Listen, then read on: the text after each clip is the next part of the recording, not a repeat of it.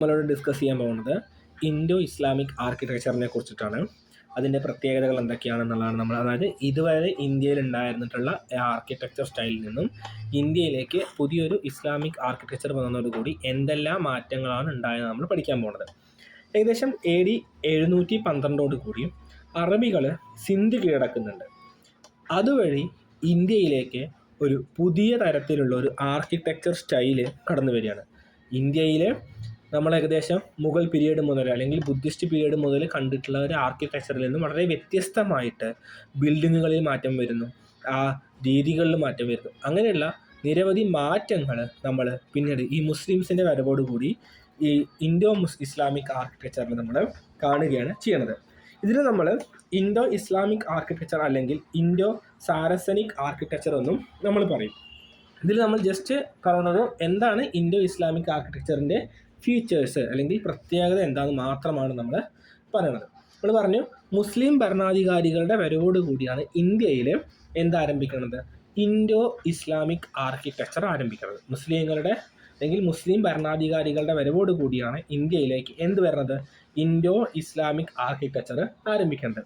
ഇവരുടെ മെയിൻ ഒരു പ്രധാനപ്പെട്ട ഒരു സവിശേഷതയായിരുന്നു അവരുടെ ആർക്കിടെക്ചറിൽ ആർച്ചുകളും ഡോംബുകളും ഉപയോഗിച്ചിരുന്നു. ആർച്ചുകളുണ്ട്, അതേപോലെ തന്നെ ഡോംബുകളും ഉപയോഗിച്ചിരുന്നു. അവരുടെ ആർക്കിടെക്ചറിൽ ആർച്ചുകളും അതേപോലെ തന്നെ ഡോംബുകളും ഉപയോഗിച്ചിരുന്നു. ആർച്ച് ആൻഡ് അവരുടെ ഇതിൽ ആർച്ചുകളും അതേപോലെ തന്നെ ഡോംബുകളും ഉപയോഗിച്ചിരുന്നു.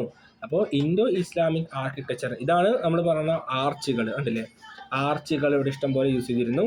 അതേപോലെ തന്നെ ഡോംബുകൾ നമ്മൾ ഇന്ന് കാണുന്ന പോലത്തെ ഡോംബുകളും അവർ ഉപയോഗിച്ചിരുന്നു. അപ്പോൾ ഇൻഡോ ഇസ്ലാമിക് സ്റ്റൈലിൻ്റെ ഒന്നാമത്തെ പ്രത്യേകത എന്ന് പറയുന്നത് ആർച്ചുകളും ഡോംബുകളും ഉപയോഗിച്ചിരുന്നു. ഇതിനെ നമ്മൾ പറയുന്ന പേരാണ് ആർക്യൂട്ട് സ്റ്റൈൽ.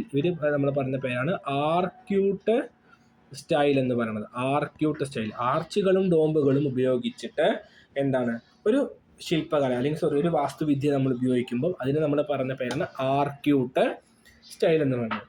അതുപോലെ തന്നെ ഈ മിനാരങ്ങൾ എവിടെയൊക്കെ ഉപയോഗിച്ചിരുന്നു, പള്ളികളിലൊക്കെ തന്നെ അവർ ഉപയോഗിച്ചായിരുന്നു നമുക്ക് കാണാൻ പറ്റും. അത് പള്ളികളിൽ മോസ്കുകളിലൊക്കെ നമുക്ക് ഉപയോഗിക്കാൻ പറ്റും അല്ലെങ്കിൽ ഉപയോഗിച്ചിരുന്നു പറയുന്നത്.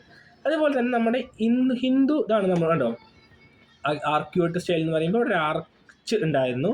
മറ്റ് നമ്മൾ ടെമ്പിൾ ആർക്കിടെക്ചർ പഠിക്കുമ്പോൾ അവിടെ ട്രബീറ്റഡ് സ്റ്റൈലാണ് നമ്മൾ വെച്ചാൽ അത് ലിൻഡലൊക്കെ വെച്ചിട്ട് അതിൻ്റെ മുകളിൽ റൂഫായിരുന്നു. ഇവിടെ വന്നപ്പോൾ അതൊരു ആർച്ചായിട്ട് മാറി എന്നാണ് പറയണത്. ഓക്കെ, അപ്പോൾ ട്രബീറ്റഡ് ഷേപ്പിൽ നിന്നും ഒരു ആർക്യുവേറ്റഡ് ഷേപ്പിലേക്ക് മാറുക, അഥവാ ഇവിടെ ഒരു ആർച്ച് ഇങ്ങനെ യൂസ് ചെയ്ത് തുടങ്ങി. മറ്റൊരു ലിൻഡൽ പോലെയായിരുന്നു ടെമ്പിൾ ആർക്കിടെക്ചറിൽ ഉപയോഗിച്ചിരുന്നത്. അതുപോലെ തന്നെ നമ്മൾ ഈ ഹിന്ദു ആർക്കിടെക്ചർ എന്ന് പറയുമ്പം അതിൽ ചുമരുകളിൽ അധികം ഉണ്ടായിരുന്നു, മൃഗങ്ങളോ അല്ലെങ്കിൽ ഇതേപോലെ ദൈവങ്ങളുടെയും മനുഷ്യരുടെയൊക്കെ തന്നെ രൂപങ്ങൾ ഉപയോഗിച്ചിരുന്നു. മൃഗങ്ങളുടെയും ദൈവങ്ങളുടെയും ഒക്കെ തന്നെ രൂപങ്ങൾ ഉപയോഗിച്ചിരുന്നു എപ്പോൾ, ഹിന്ദു ആർക്കിടെക്ചറിൽ. എന്നാൽ നമ്മുടെ ഇസ്ലാമിക് ആർക്കിടെക്ചർ വന്നു കഴിഞ്ഞപ്പോൾ അത് നല്ല ഡെക്കറേഷനായി മാറി. അതിൽ വ്യത്യസ്തമായിട്ട് വലിയ രീതിയിലുള്ള ചന്തം വരാൻ തുടങ്ങി. ഈ ഇസ്ലാമിക് ആർക്കിടെക്ചറിൻ്റെ മറ്റൊരു പ്രത്യേകത എന്തായിരുന്നു, നല്ല സ്പേഷ്യസ് ആയിട്ടൊരു സ്ഥലമായിരുന്നു, നല്ല വിശാലമായിട്ട് ഉള്ളൊരു സ്ഥലമായിരുന്നു ഈ ഇസ്ലാമിക് ആർക്കിടെക്ചറിൻ്റെ പ്രത്യേകത. അപ്പോൾ ഹിന്ദു ആർക്കിടെക്ചറിൽ ചുമരുകളിൽ ഉപയോഗിച്ചിരുന്ന ഈ ഒരു മനുഷ്യൻ്റെയും മൃഗങ്ങളുടെയും രൂപങ്ങൾ മാറിയിട്ട് നല്ല ചന്തത്തിലുള്ള ഡിസൈനുകളൊക്കെ നമുക്ക് അവിടെ വരാൻ തുടങ്ങി. അതായത് സ്കൾപ്ചേഴ്സ് എന്ന് മാറിയിട്ട് വരാൻ തുടങ്ങി, കാലിഗ്രാഫിയിലേക്ക് അത് മാറി. കാലിഗ്രാഫിയാണ് അവിടെ ഉപയോഗിച്ചത്. ഇങ്ങനത്തെ ചിത്രങ്ങളൊക്കെ ഉപയോഗിക്കുന്നതാണ് കാലിഗ്രാഫി. ഇതിനെ നമ്മൾ അറാബെസ്ക്യൂ മെത്തേഡ് എന്ന് പറയും. അറാബെസ്ക്യൂ മെത്തേഡ് എന്ന പേരിൽ നമ്മൾ അറിയപ്പെടും. അറാബെസ്ക്യൂ നല്ല കാലിഗ്രാഫി ഒക്കെ ഉപയോഗിച്ചിട്ടുള്ള ഒരു മെത്തേഡാണ് നമ്മൾ എന്ന് പറയുന്നത് അറാബെസ്ക്യൂ മെത്തേഡ് എന്ന് പറയുക. എന്ന് വെച്ചിട്ടുണ്ടെങ്കിൽ നല്ല മനുഷ്യൻ്റെയും മൃഗങ്ങളുടെയൊക്കെ ചിത്രങ്ങൾ ഒഴിവാക്കിയിട്ട് ഇത്തരത്തിലുള്ള ഡിസൈൻസ് ഒക്കെ വരാൻ തുടങ്ങി. അതുപോലെ തന്നെ നമുക്ക് ഇവിടെ പറയാൻ പറ്റുന്ന ഒരു കാര്യമാണ് ജാളി. ജാളികൾ എന്ന് പറഞ്ഞു കഴിഞ്ഞാൽ ഈ ലൈറ്റ് കിട്ടുക ജനല് പോലത്തെ സംഭവങ്ങളാണ്. അതൊക്കെ കൂടുതലായിട്ട് അവിടെ ഉപയോഗിക്കാൻ തുടങ്ങി, ഈ ഇൻഡോ ഇസ്ലാമിക് ആർക്കിടെക്ചറിൽ ഉപയോഗിക്കാനായിട്ട് തുടങ്ങി. അതേപോലെ തന്നെ നമുക്ക് അടുത്തത് പറയാൻ പറ്റുന്ന ഒരു പ്രത്യേക ഒരു കാര്യമാണ് പിയറ്റ ഡ്യൂറ എന്ന് പറയുന്ന കാര്യം. പിയറ്റ ഡ്യൂറ എന്ന് പറയുന്ന ഒരു കാര്യം. പിയറ്റ ഡ്യൂറ എന്ന് പറഞ്ഞു കഴിഞ്ഞാൽ എന്താണ്, നല്ല ഡിസൈൻ, ഒരു മാർബിളിൽ നല്ല ഡിസൈൻ ആയിട്ട് ചെയ്തിട്ട് അതിൻ്റെ ഒരു ഇൻറ്റീരിയർ ഭാഗത്തൊക്കെ നമുക്ക് ഡിസൈൻ ചെയ്ത് വെക്കാവുന്ന ഒരു പൂവ്, അതിൽ കുറേ തണ്ട്, അതിൽ നിന്ന് വേറെ പൂവ്, ഇല, അങ്ങനത്തെ ഒരു ഡിസൈനൊക്കെ നമുക്ക് അവിടെ വരാൻ തുടങ്ങി. ഇതിനെ നമ്മൾ പറയുന്ന പേരാണ് പിയറ്റ ഡ്യൂറ. ഇതിനെ പറയുന്ന പേരാണ് പിയറ്റ ഡ്യൂറ എന്ന് പറയുന്നത്. പിയറ്റ ഡ്യൂറ മീൻസ് എന്താണ്, ചുമരുകളൊക്കെ നല്ല മാർബിൾ കൊണ്ട് അലങ്കരിക്കുന്ന ഒരു രീതിയായിരുന്നു. അതിൽ പൂക്കളും കാര്യങ്ങളൊക്കെ തന്നെ അതിൽ വരും.